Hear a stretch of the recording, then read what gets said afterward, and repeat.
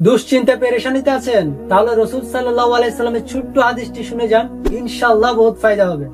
তিনি বলেছেন, আল্লাহ পাক যখন তার মুমিন বান্দার জীবনে বিভিন্ন বালা মুসিবত পেরেশানি, টাকা পয়সার অভাব, সংসারে অসুখ বিসুখ এই ধরনের সমস্যা বেশি বেশি দেয়, তখন আল্লাহ তাআলা তার সেই প্রিয় বান্দাকে শক্ত করে গড়ে তোলে।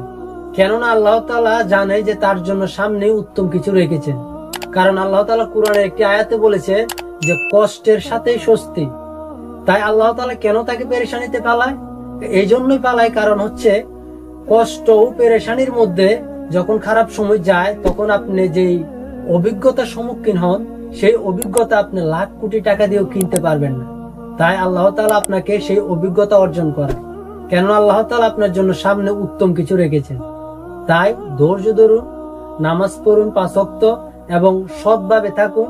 ইনশাআল্লাহ আল্লাহ তাআলা আপনার এই পেরেশানি সাময়িক রাখবে, আর খুব শীঘ্রই আপনাকে এমন কিছু দান করবেন আপনি সন্তুষ্ট হয়ে যাবেন।